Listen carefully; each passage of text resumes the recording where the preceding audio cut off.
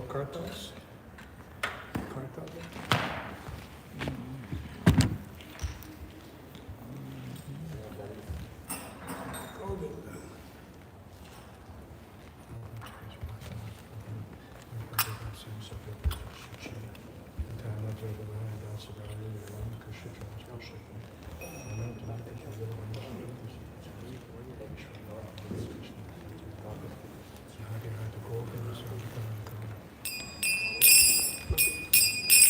Jaya Radha Madhava Kunja Bihari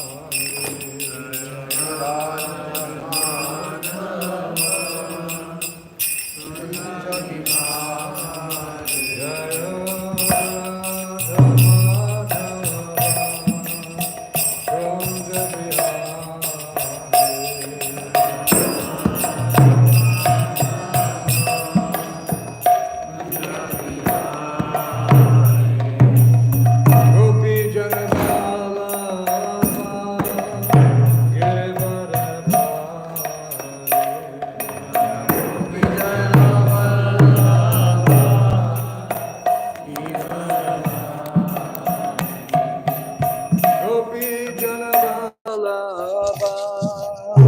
Girivaradhari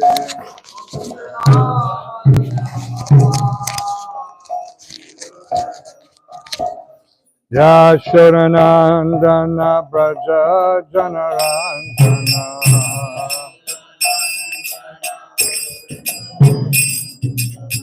Yasharanandana Braja Janarandana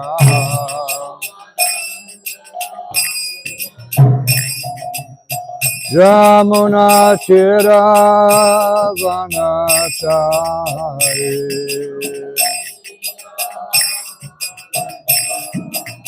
Yamuna Chira Vanachari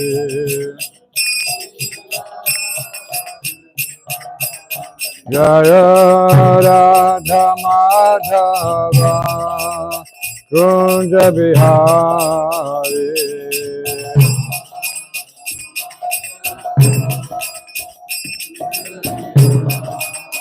Jaya Radha Madhava Kunja Bihari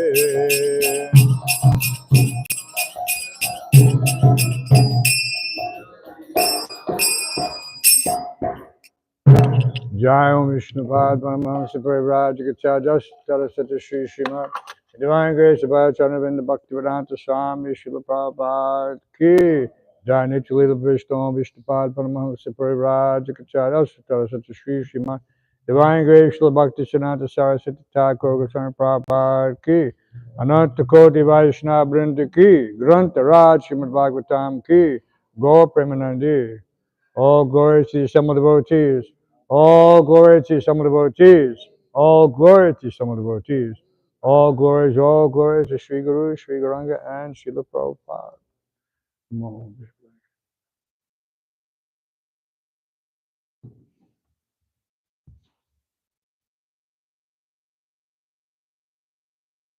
Unfortunately, Ram Roy was supposed to give class today, but yeah, you were scheduled. No. On the days of the appearance, days of the acharyas, there's no one better to give class than Ram Roy Prabhu. I think we all agree here. But I'll try to do my best.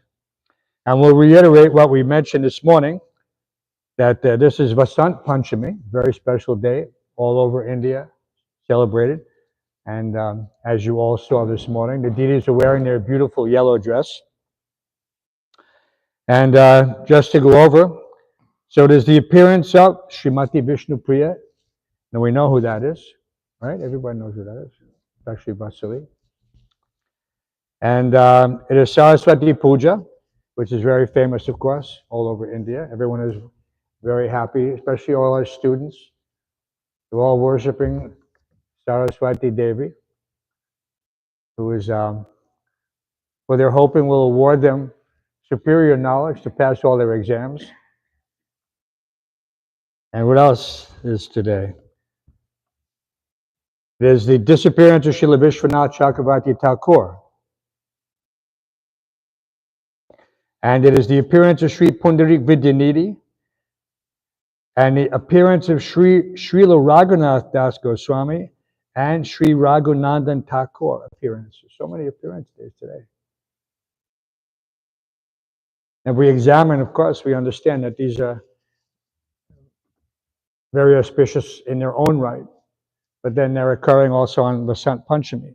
So nothing's changing, this is going on, and these great souls appear and disappear by their own will, not by any quirk of nature. They're not under the same direction of the material energy that we are. But since there is no text or purport for today, it behooves us to read a little bit about Raghunath Das Goswami, since he is the first to meet Chaitanya Mahaprabhu of the 6 Goswamis. So it's something very special in this regard, according to the biography. Everyone knows that biography, I think, here. Raghunath Das Goswami was the son of these rich, probably one of the richest landowners at the time. You know, so this is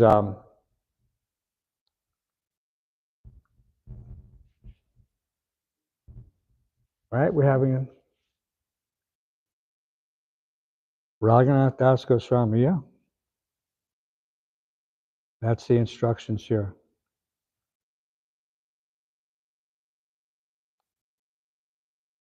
But the story here, of course, that of great interest to us is how Radhakund was excavated by his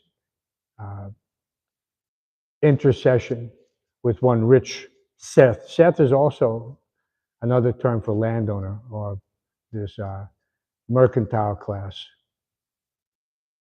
And so there's that Seth had gone to on pilgrimage and was directly in a dream approached by the Supreme Lord at Bhadrak Ashram and inspired to give his wealth to Raghunath Das Goswami, who was doing his bhajan in Radhakund, and who had been meditating on how to expand Radhakund, but had discarded that as just a distraction, that something that should not be, just like sometimes we're meditating on how we can please Krishna by expanding Krishna consciousness.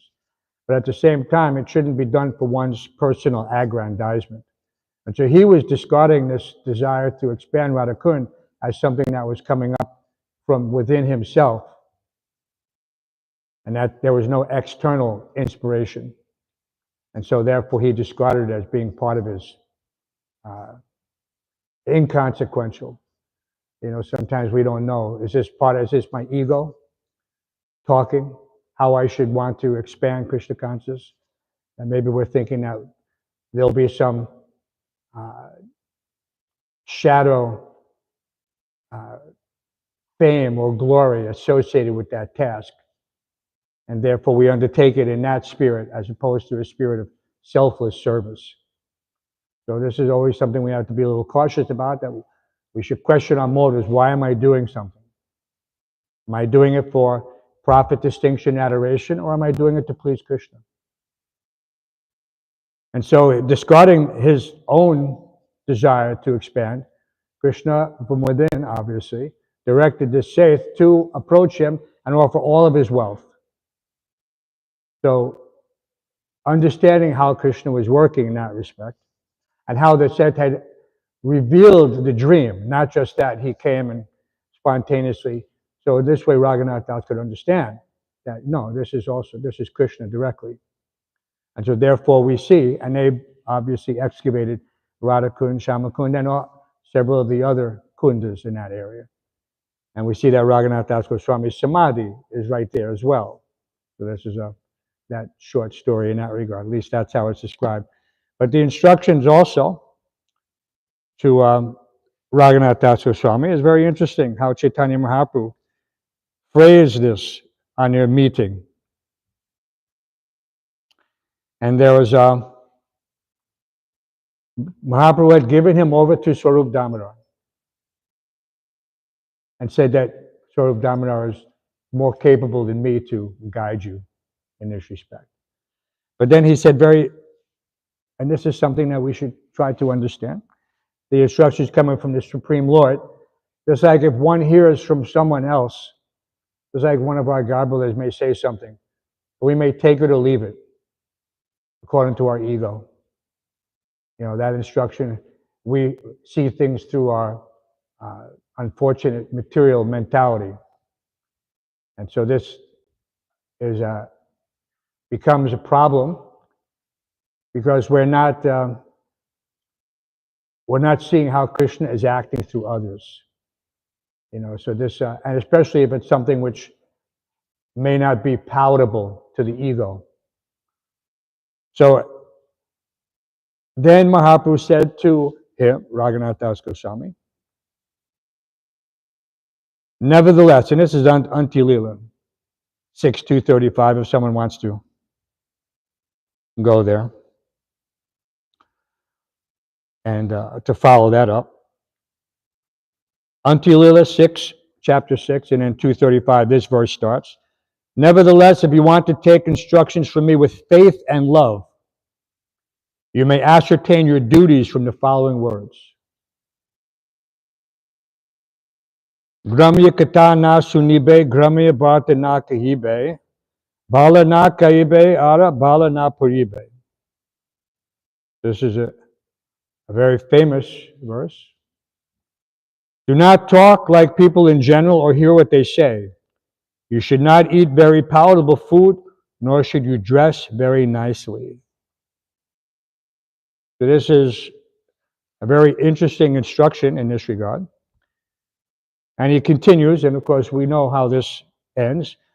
Do not expect honor, but offer all respects to others. Always chant the holy name of Lord Krishna, and within your mind, render service to Radha and Krishna in Vrindavan. And from that instruction, we know that Raghunath Das Goswami was doing Manasa Puja.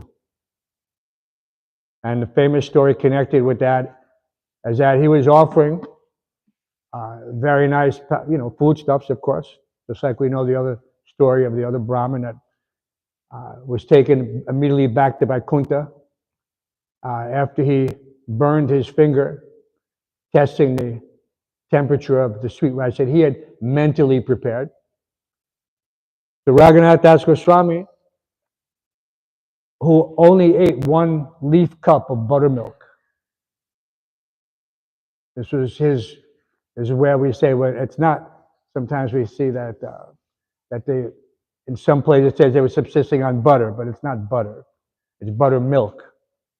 So he was subsisting on this buttermilk. What do they call buttermilk? Chach. Right? At least in UP, northern area, they call chach. He was subsisting on this chach, 1 leaf cup. But in this, he was preparing this very nice sweet rice, and in his mind, he was, for whatever reason it describes in the past, he decided he wanted to taste the sweet rice. And because it was of excellent quality, why not? If you're cooking something mentally, you can make it as nice as you like, up to perfection. It far exceeds our material capabilities, where sometimes we're burning something, sometimes it's not coming out, the spicing is not correct, too much salt, too little salt. When you're mentally preparing, you have all the facility, you have golden pots, everything is there.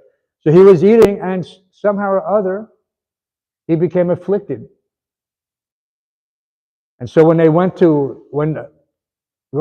Das Goswami, they call it, he didn't appear in his usual place for chanting, so they came to check on him. And when they knocked on his door, by that time he had constructed the Bhajan Kutir. Before that, he had no fixed place. He was chanting under a different tree, sleeping under a different tree, as is known. They said, "Are you okay?" And from within he said, "My body is not well." My body is not well. So they immediately sent for some doctor who came to check. The Ayurvedic doctor, took his pulse and said he is suffering from overeating. But everybody knew that Raghunath Das Goswami didn't eat anything except buttermilk. So how could he be suffering from overeating? So this is the connection. We don't quite appreciate how these great souls are eternally situated in Krishna's Nitya Lila. And so for us, it's a leap of faith and physics and transcendence to try to understand how they're constantly engaged in the service of Radha and Krishna. And that externally they may appear to be sitting on the bank of Radha Kund and chanting japa. But their actual situation has nothing to do with this material world. But that is not for us. We can appreciate it philosophically. But the evidence is there from this pastime. So that's the takeaway. That the evidence of their engagement, indeed in all the Goswamis' engagements, is that they're always situated in Krishna's eternal pastimes. And we're only seeing the external aspects of it. So we're very unfortunate in this regard, simultaneously very fortunate to have the documentation. Shri Shri Radha Govinda Dev Ki.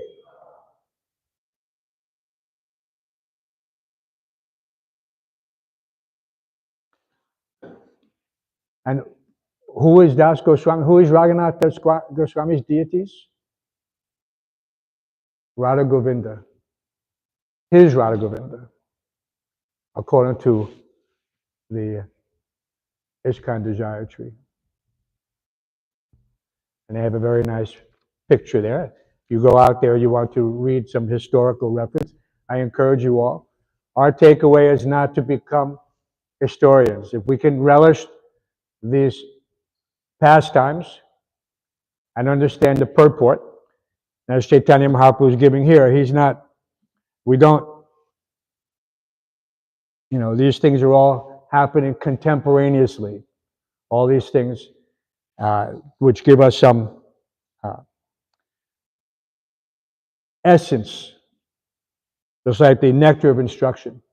Matter of fact, Srila Bhaktisiddhanta Saraswati Thakur expounded using Raghunath Das Goswami, the interaction between Raghunath Das Goswami and Chaitanya Mahaprabhu, to give a very elaborate discussion about Tridandi Sannyas and who is a Tridandi Sannyas and what does it mean.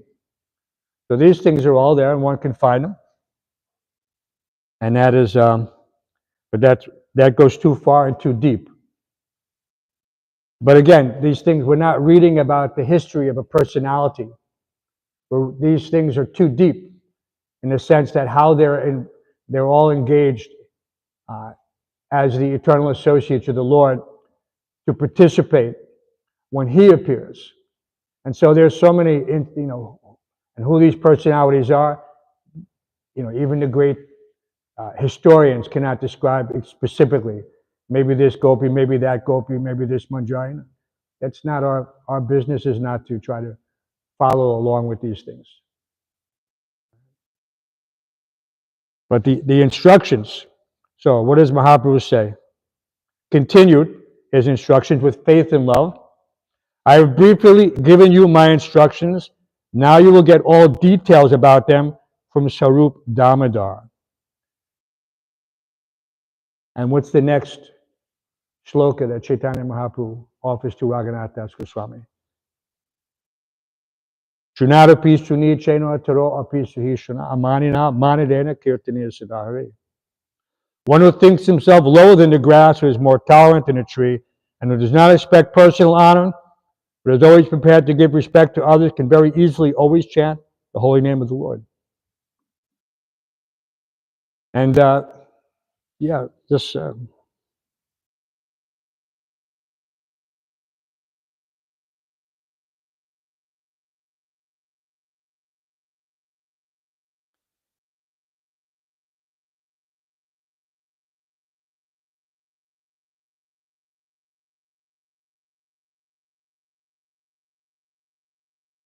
another, it's so difficult to appreciate that level that these pure devotees are operating on.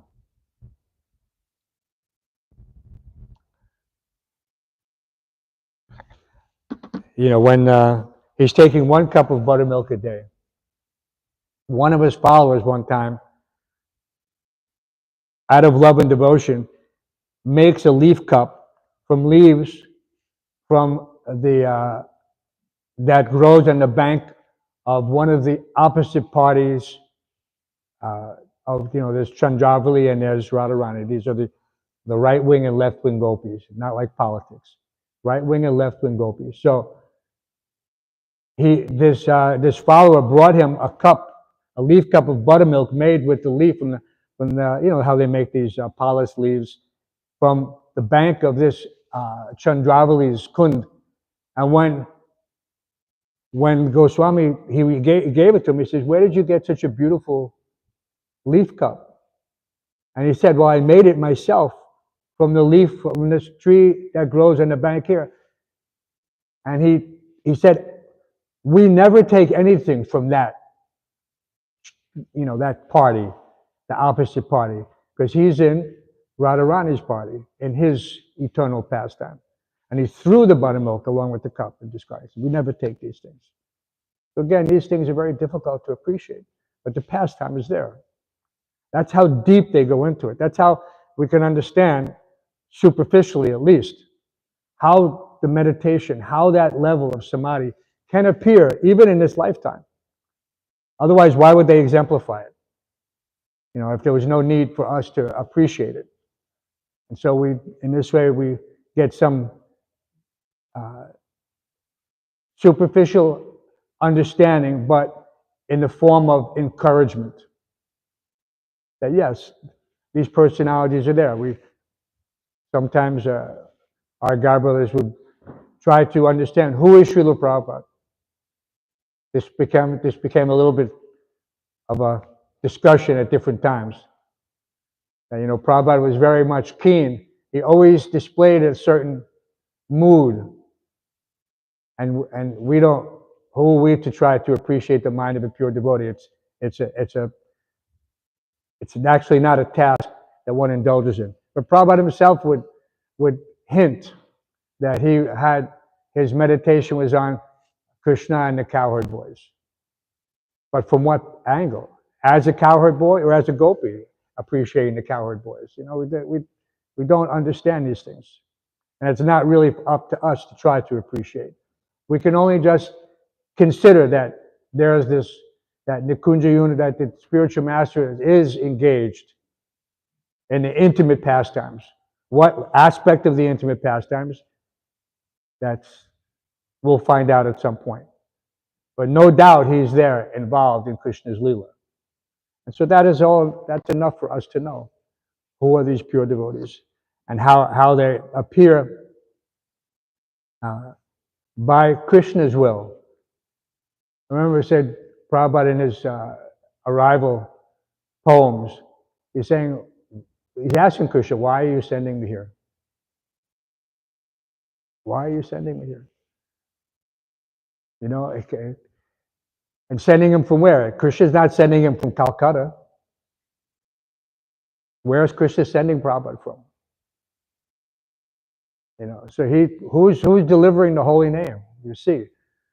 So Golokara Premadana Harinam Sankirtan. So we try to appreciate the little aspects that Krishna directly sent Srila Prabhupada. And this is we see, so we can have some perspective of these Leelas taking place 500 years ago. Das Goswami meeting Chaitanya Mahaprabhu. And then we have 500 years later, we have Prabhupada coming to America. Again, by a supernatural agency. I said, not by the Scindia steam line, not by so many external circumstances. Right? But so we have to try to appreciate the transcendental nature, of these devotees who appear, specifically like Chaitanya Mahaprabhu says in the Chaitanya Bhagavat, that I'm sending my Senapati Bhakt. I'm personally sending the commander-in-chief, who will gather all the devotees together. So this is, again, not something to be taken lightly. You know, we also saw that in the purport in that Chaitanya Charitamrita shloka, where Prabhupada describes how Chaitanya Mahaprabhu gave Raghunath Das Goswami the Shila that he had kept for himself for 3 years. That's there in the Radha Gokulananda temple with Mahaprabhu's thumb impression. Is that his right thumb or his left thumb? So his thumb impression is there on the stone. So when you go to Gokulananda, you'll see the stone with the impression of Mahaprabhu's. So actually, see, these things don't happen. I'm not counting myself as a fortunate soul, but back in the day, we could actually hold that Shila. The pujaris would, you know, the very simple pujaris, we would all go as, you know, they were very happy to welcome that here's followers of Mahaprabhu coming, because they're familiar with the history. They understand. They read Chaitanya Bhagavat. They know that these devotees are all over the world and that they'll be coming at some point. And so when in the early days we went there, they were very open and welcoming. And like I said, they were giving not just darshan, but direct contact. And all the devotees are able to pass around, touch hands. These things cannot be done any longer, unfortunately. But anyway, so the purport was that the Prabhupada was saying that the caste Goswamis and others were saying that because Das Goswami was not born in a family of Brahmanas, remember his family was super rich, you know, the mercantile class, that he had no permission to worship Radha Govinda, Radha Krishna. And therefore Mahaprabhu gave him a stone. So this is the hellish mentality of those caste Goswamis, Smarta Brahmins.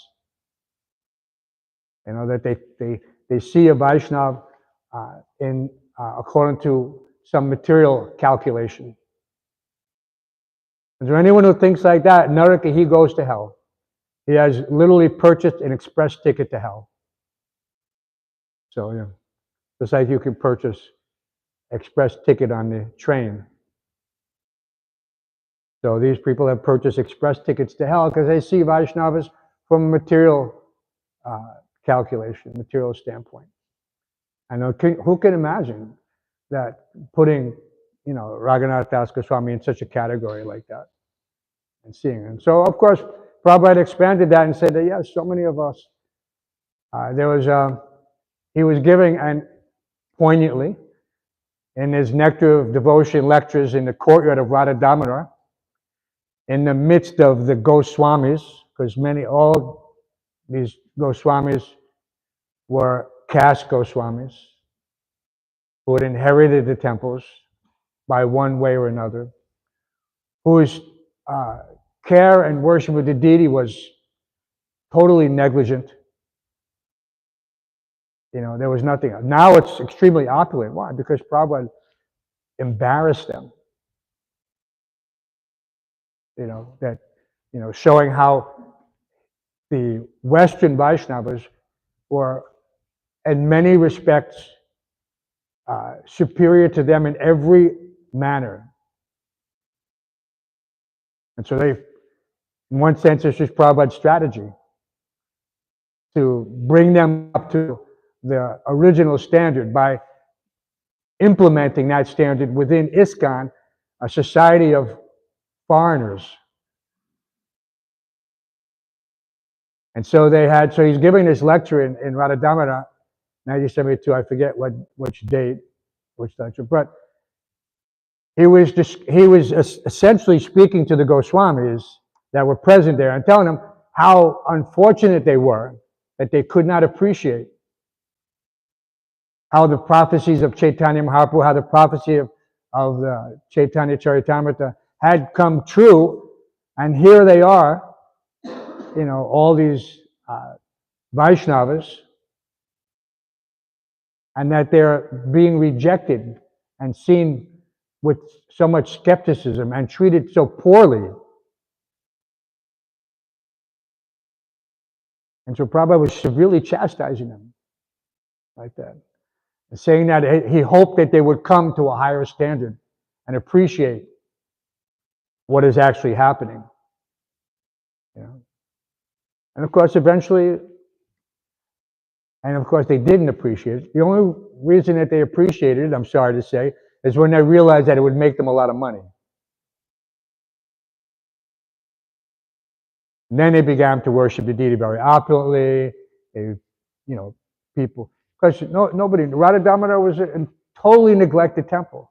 You had to walk into it over heaps of garbage. I mean, it's inconceivable the way when we originally went, what the condition was like.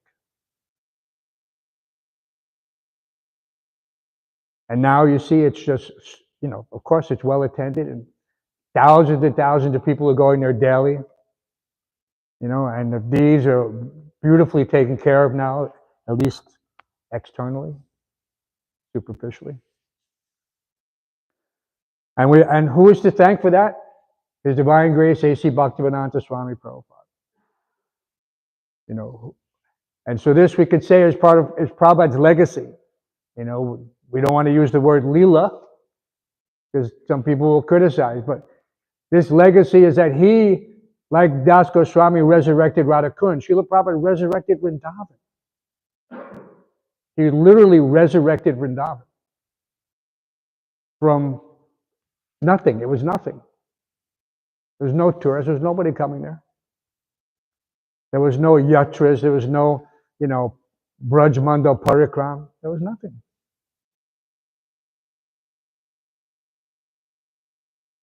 And so we have to have some also historical perspective for our edification to see what has transpired and how this movement is not a mundane institution, simply for some getting some certificates or some resume.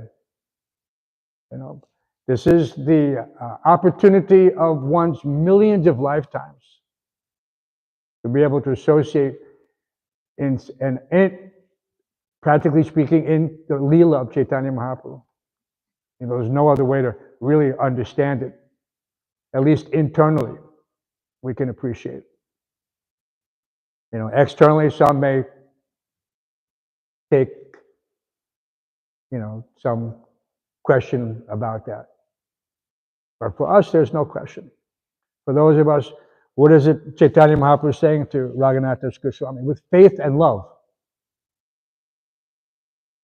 Because technically you can't have one without the other. So the two together are the complementary formula. Just like you have certain things which are complementary, which together are complete. And individually they don't have the same power or potency. But together, just, a mundane thing that, of course, Arjuna Nanda is well aware of is complementary protein. You have two different food groups, right? And individually they're not complete, but together they become complete protein.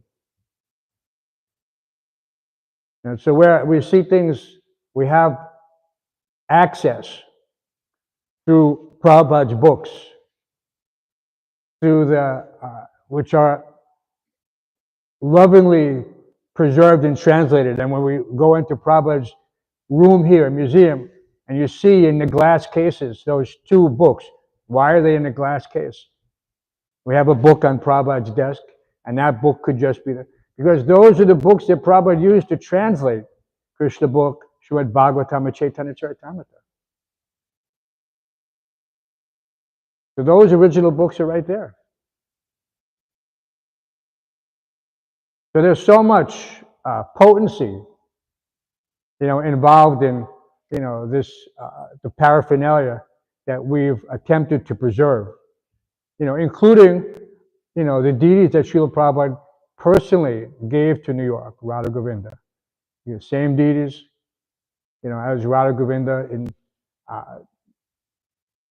Jaipur, who were originally in Vrindavan, who are the worshipful deities of Raghunath Das Goswami. But this is, so all these things we should try to link together so we can understand the potency of all these complementary aspects of our experience. It's not just by some individual one-time experience. Everything is here together, and we can take advantage of the whole curriculum. Or we could try to pick it apart, and one person wants to be a scholar, one person wants to be this, one person wants to be that. But these things are not, these individual pursuits lose sight of who we are and why we are here in the International Society for Krishna Consciousness. It's not like someone may say, I'm an alumni. I went to ISKCON like a college. I extracted what I thought would be beneficial for my future, and I left. Now I'm an independent. I've become a Vaishnava. So this is such a foolish mentality, because we were nothing before, and if we leave ISKCON, we're nothing again. Punar Mushtaka Bhav. Again, become a mouse. But people want to hold on to that. They think, no, I've gotten my Bhakti Shastri, my Bhakti Vaibhav. So now I'm independent. I've gotten my initiation. I'm rubber stamped. Just thousands, tens of thousands of people daily. Tens of thousands. We used to buy hundreds and hundreds of pounds of these things. Cook it, cut it, bag it, and distribute it. And people used to seek out the devotees just to get those laglus.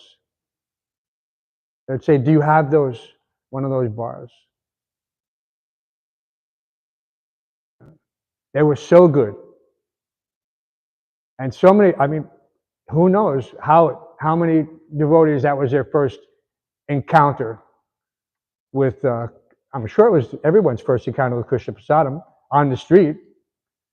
And then if you were lucky, you took the invitation card that came stapled to the package, and you went to the temple. Because you said, if this is so good, I have to see what else they. Free Sunday love feast.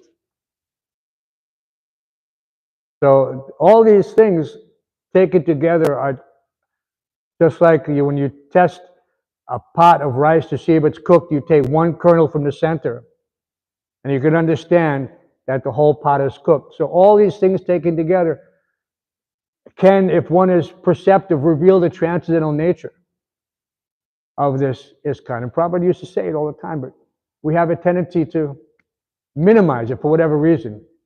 And it's only our loss if we do so. Because then we think, no, it's just like I can just come and go. I don't have to stay here. I don't have to stay in ISKCON. So many spiritual groups are spiritual.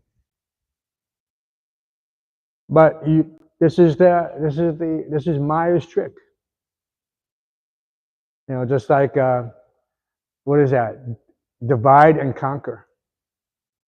This is how the war-fighting strategy since time immemorial, that you try to breed some discontent through misinformation or disinformation in order to weaken the bond that Prabhupada so lovingly assembled. So you have to have sumedasa, good intelligence. And this good intelligence has to be sharpened regularly by your attentive chanting, as we're reading in the Harinam Chintamani, your attentive chanting. What else is there that can give you such access? Because first you have to clean your heart. And nothing is clean in the heart better than this process. And who else has this process? Even those who, create some shadow groups, splinters from ISKCON. What do? They minimize the chanting. They say, yes, you don't have to chant 16, you don't have to chant. You just have to move the beads. That's all. You just have to move the beads. What does they say? Don't let the beads remain idle. Like that.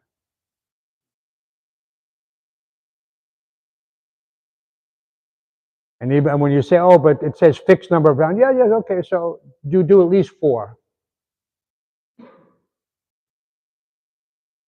It says you have to do a namagana, you have to do fixed numbers. Say, okay, at least do 4. So we're very fortunate that Srila Prabhupada has given us this, whatever concessions he understood directly from Chaitanya Mahaprabhu, not from some other, source. This is all happening by the direct, how can you say, inspiration. Just like we say, we see that there's Prabhupada's Manasa Puja was spreading Krishna consciousness. How can I deliver? How can I preach to the Western world? This is his meditation for so many years. And just like we saw that Raghunath Das Goswami or the Brahmin in South India, their Manasa Puja was Manasa Puja to us. That's how we understand it. But it is not Manasa Puja, it is actual puja. Because their minds are not on the material platform. But that's how we understand it from our limited perspective.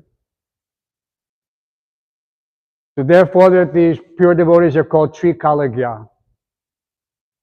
And again, people tend to minimize this. That Trikalagya means they know past, present, and future. And we see that the future is there already.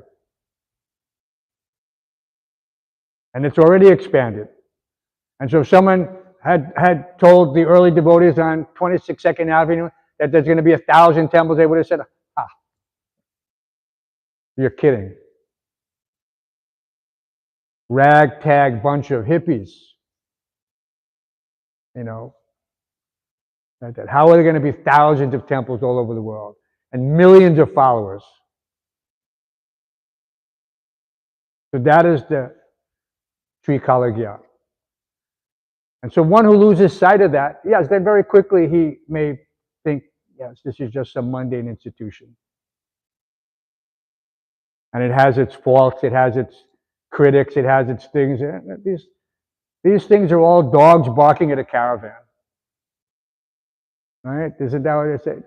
The dogs may bark, but the caravan will pass. And so when we hear such, temporal, because these things are in the blink of an eye. This is our situation now. In the short time that we're present on the planet. And if you become distracted by these temporary circumstances, then you'll be distracted by anything. And so yes, you can, you'll say, oh, there's so much going on in the world. Some guy was ranting on the phone yesterday. That's why I put out that message. Don't answer the phone from this phone number. They said, we know who you are. I'm coming for you. I'm your worst enemy. You're mistreating. You're telling people not to eat eggs. Who the hell is this? You're vegetarians. You're committing harm to children all over the world. And he's saying, I'm coming for you. I said, 305 Skimmerhorn Street, we're waiting for you.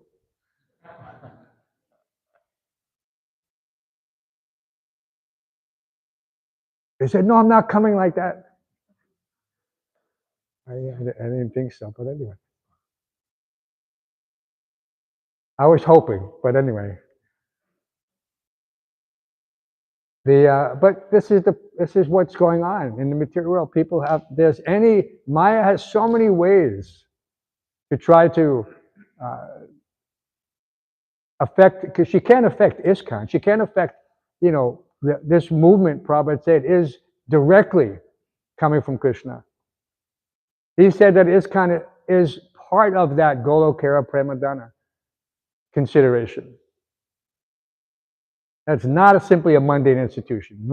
We see what appears to be a mundane institution. But that would be our great misfortune, to maintain that misconception. We have to understand who Srila Prabhupada is, what this ISKCON that he personally gave birth to is, and what the mission is, and what is our connection. Just like we ask Sambandha Abhidaya and Prayoja. Srila Bhaktisiddhanta stressed these things. Who am I? What is my relationship with God? How do I awaken? How do I engage in that relationship? And what is the goal? So we have to be on that mentality that I have my relationship. This is my relationship, with Krishna through ISKCON, through Srila Prabhupada. So there is no Sambandha Abhidaya and Prayoja absent that understanding. Otherwise, just empty philosophical glossary. People throw words around, try to impress others. No, you have to understand the actual foundational conception. And then we see, then everything makes sense. So we understand these pastimes between Chaitanya Mahaprabhu and Raghunath Das Goswami, or Raghunath Das Goswami, and the way he's experiencing, the way we think he's experiencing. We can't understand exactly. But we see his activities, and we say, oh. So these are those personalities who are in rapture 100% of the time. Even the Christians have some concept of rapture. They think it's the time at the dissolution, when everyone ascends back to heaven, when there's the apocalypse. Then everyone attains samadhi simultaneously. That's what they think. It's a little, But anyway, that's how they've been, taught. Their teachings don't give them much alternative. They don't understand how this is an individual process that we're approaching. We have that relationship, and you can experience it now. But they're not willing to make that effort. They're just lazy. And they're thinking, no, I'm saved, and I'll just wait, and everything will come like that. And okay, that's there if you really have that faith and love, but without following the strict teachings, then there can be no success. And they have no idea what it means to. Their 10 commandments avoid so many aspects of sinful life. They just simply adjust it. Thou shalt not kill, and like the guy on the phone telling us that we're harming children by not letting them eat eggs. So this is unfortunate. But we're making them fortunate by distributing the holy name, distributing Prabhupada's books, distributing Krishna Prasadam. And so this is a joint effort. And so therefore we come together, not for purposes of, reducing our outlay individually to save money, like the communists or the communes. They used to say, yeah, we're going to pool our resources, we're all going to share this, we're going to live cheap, and we're going to whatever. No. This is not an inexpensive situation to spread Krishna consciousness. It's a great burden, but it's a burden of love. And so therefore, we take it in that sense and continue to execute our duty, knowing full well that everything is up to Krishna. And that fully dependent on Krishna, we'll continue building on the past success with anticipation for the future success. Not like, there's for anyone when they were, before they joined the movement, or maybe if they're grahastas, and you read a prospectus for investing, it says past performance is no indication of future performance. They tell you, they're trying to cover their back so that, if you lose your money investing in this portfolio, don't blame us. We gave you the fine print. But that's not the case with spiritual life. In spiritual life, the future is guaranteed.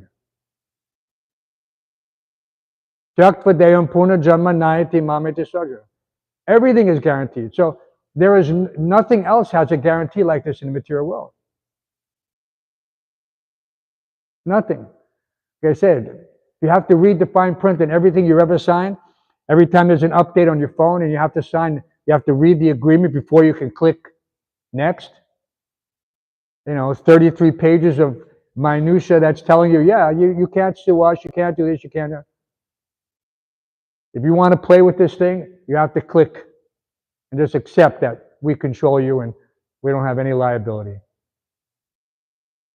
So that's the material world.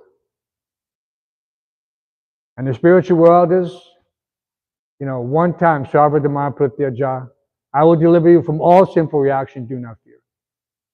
Guaranteed. So, Raghunath says there's unlimited information on the internet to go through and read the history of all these great personalities. But for our purpose, we simply understand we wouldn't know anything about these personalities if it wasn't for Srila Prabhupada. This is... Anyway, so many pastimes, when we were young, hanging out in the East Village or the West Village, and just late hours at night arguing mundane nonsense philosophy, thinking that we were going to achieve some epiphany like that. And you think such a waste of time, And 2 blocks away, the few devotees who were fortunate enough to meet Prabhupada were there, getting the actual benefit, of this Sankirtan movement. But anyway, by Krishna's mercy, devotees' mercy, eventually everything happened. And so that's why we're confident that because of their mercy, we're here today. So it is our duty to pay it forward. And that's the concept. Even the materialists have that concept. To pay it forward means you've received something beneficial. Out of gratitude, you should also give the opportunity to others. And so our opportunity is that we were saved, and we should also attempt to save others. Any questions or comments? Big day today. Prasadam is ready. Everybody's eager to go down and get Krishna's secret weapon. But there's a lot to do. This Sunday feast is why we do what we do. To open the doors, let all those nice students come in, very receptive, from all over to hear about Krishna. More and more people are coming. We're seeing gradually that the pendulum is shifting, and this generation is again open to hear something because they've already seen so much nonsense in their short lives that, if we have something better, anyone has something better, but of course we have the best. We simply have to have them take prasadam so that their heart becomes a little bit purified, and automatically the reception is there. And then when they read Prabhupada's books, immediately there's a connection. And you see it happen all the time, immediately. Because they had prasadam, or they participated in the kirtan, how quickly an individual will become receptive. And you see, like, where's Bhakti Michael? Where's Bhakti Dylan? They're in Mayapur. They're in India. Where were they a year ago? They were nowhere. So the potency, there's no lack of potency. There's only a lack of faith. That I don't know how to distribute that potency. So one has to build his faith by his attentive chanting and his attentive following. You can't be an effective preacher without these things. What does that say? Haridas Thakur. What is better? One who follows but doesn't preach, or one who preaches and doesn't follow? And what was the response? One who does both. You know, because there are people who are preaching, they're not following. People who are following and not preaching. But the conclusion is that he who does both is situated properly.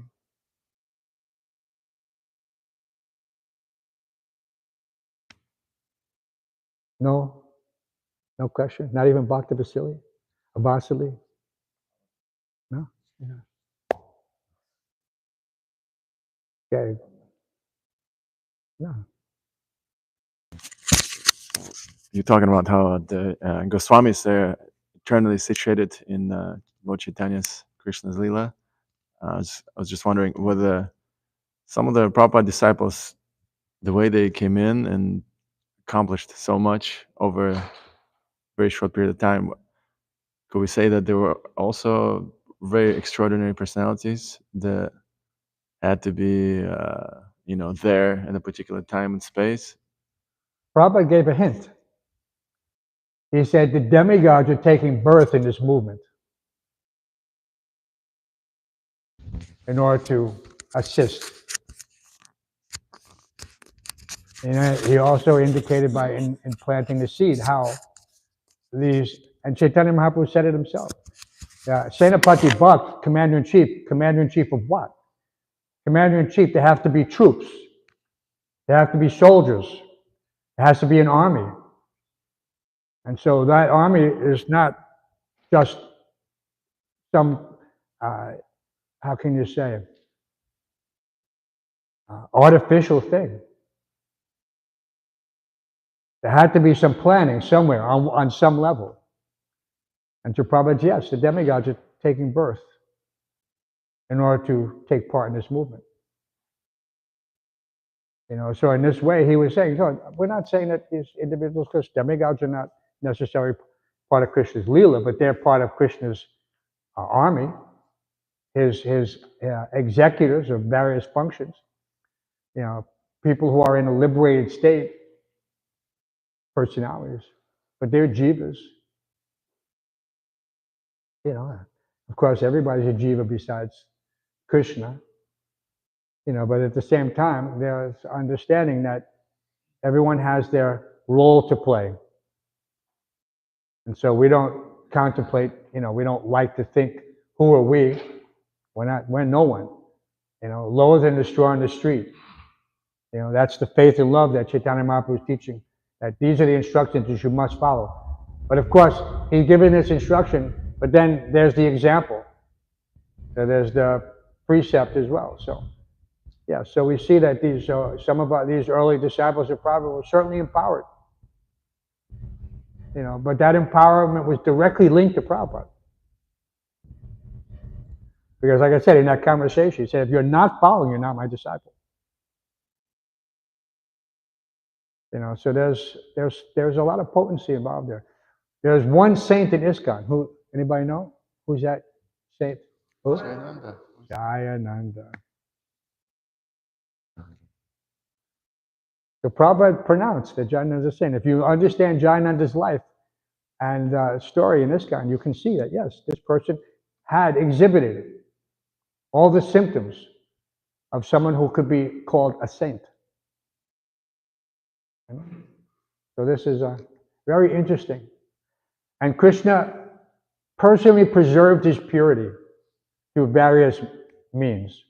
I had fortunate to have so much association with Jayananda just in the course of the months that we were building the Rath Yatra card. But even because he came much before that, that even before Prabhupada pronounced that I want this to happen here at this time, and sent his best men to get it going, Marudvisa, and then of course that was a whole episode in the Leela of 55th Street Temple.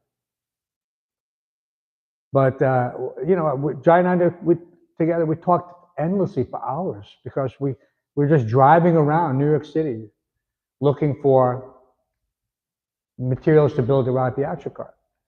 So, and Jayananda was such a, he could make you feel comfortable. That was one of his qualities, that you were his friend since birth, even if he just met you.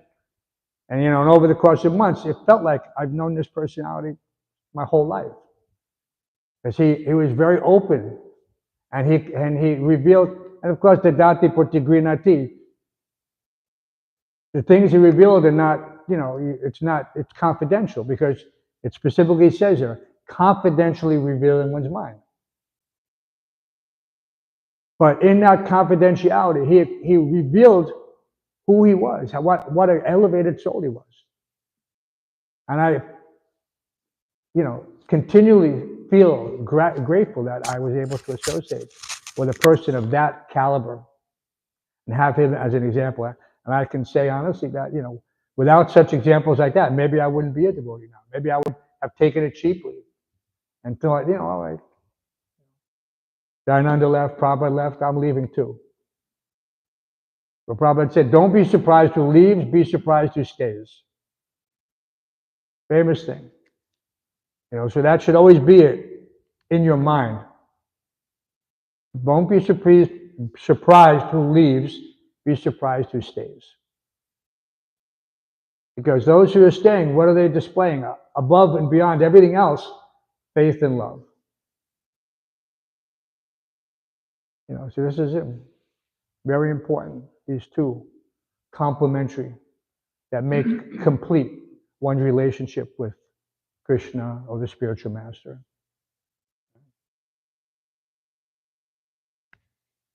Great personalities.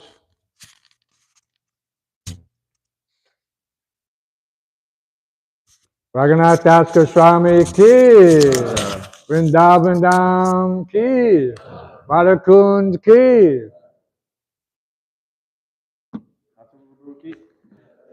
Gaur Bhakta Vrinda.